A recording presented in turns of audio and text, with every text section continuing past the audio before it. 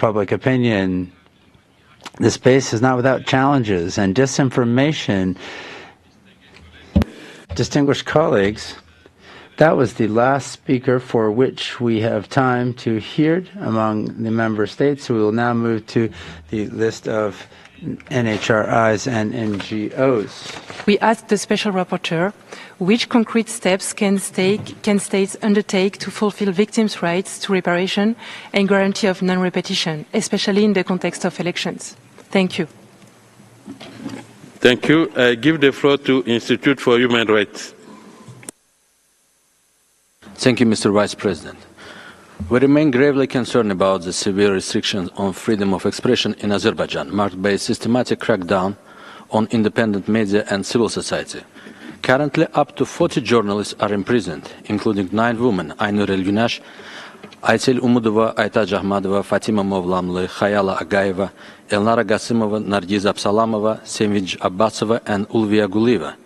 The authorities have targeted the country's most outspoken outlets, Abzats Media, Toplum TV, and Meydan TV, leaving them effectively dismantled, with the majority of their staff behind bars.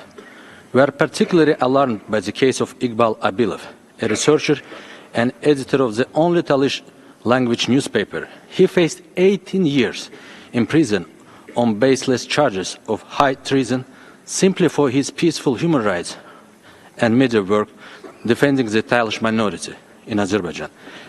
Equally troubling is the arrest of human rights defender Rufat Safarov, a recipient of the 2024 U.S. Secretary of State Human Rights Defender Award.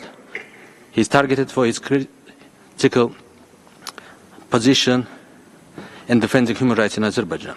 We urge the Special Rapporteur to call for immediate release all imprisoned journalists and human rights defenders in Azerbaijan and to press for urgent international accountability. I thank you.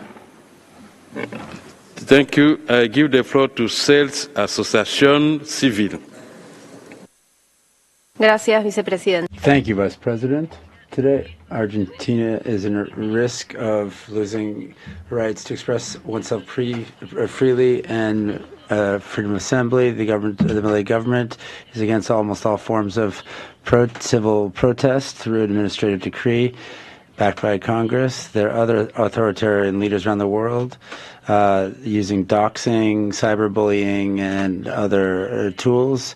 Many are the victims of the president, and others. Millet reports publicly journalists for their reports. Those participating in public protests are repressed. There are photos showing growing police violence.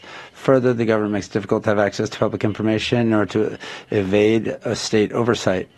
Recently, it was known that the National Intelligence Plan has illegal monitoring of social conflicts and protests, as well as other aspects, including the press and social media.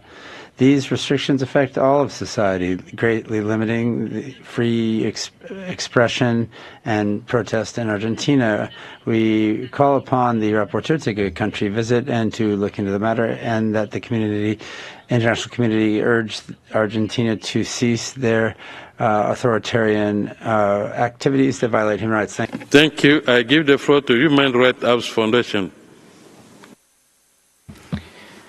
Thank you, Vice President. We welcome the Special Rapporteur's report focused on elections. In the wider European region, the report's warnings are only too evident. State-sponsored manipulation is now a standard campaign tool. In Belarus and Russia, we have witnessed pro-government broadcasters label political opponents extremists to delegitimize them during an election period, mirroring the report's finding that officials in many states run disinformation campaigns to further entrench power. Across Azerbaijan, Georgia, and Serbia, independent election monitors and journalists covering elections have faced physical attacks and slap-style lawsuits. For instance, in Azerbaijan, the continued imprisonment of Anar Mammadli, in part due to his election monitoring and reporting, clearly illustrates the personal cost of defending voters' rights, and we continue to call for his immediate release. In addition, some states use broad national security-related legislation to remove online accounts or news portals, giving them foreign influence or extremism labels, tactics the Special Rapporteur says too often target voices critical of the incumbent and lack any independent oversight. Vice President, the Special Rapporteur notes that online disinformation and smear campaigns against journalists and human rights defenders, especially women, skyrockets during elections, yet impunity persists. We ask her what concrete benchmarks states should meet to demonstrate real progress during election cycles. I thank you. Where all human rights are systematically violated. Thank you. I call on Azerbaijan. Mr. Vice President, Azerbaijan attaches importance to dialogue with the special procedure mandate holders of the Human Rights Council and responds to inquiries and communications received from them on a constructive basis. We believe that presenting the shortcomings of the countries with a constructive approach in a broad context would be more pertinent, and it would be more useful for mandate holders to avoid the practice of naming and shaming the states. Having said this, it is regrettable to see that some parts of the current report contain certain allegations towards my country, some of which even do not coincide with the scope of the mandate and are already being discussed with relevant mandate holders as appropriate. To avoid duplication and ensure coherence with the requirements of the mandate, we recommend the SR take into account Resolution 15/21, in particular Para 5H, which calls to work in coordination with other mechanisms of the Council and to take all necessary measures to avoid unnecessary duplication in her activities.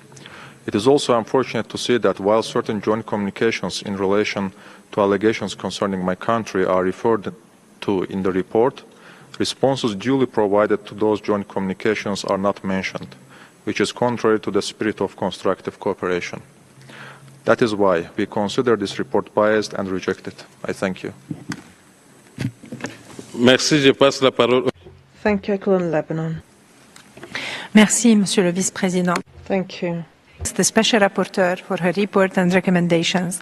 We recognize that when limits are systematically placed on the rights to peaceful assembly and association, it could usher into shrinking civic space and democracy backslide. We should make sure that these fundamental rights remain protected during elections and also in the context of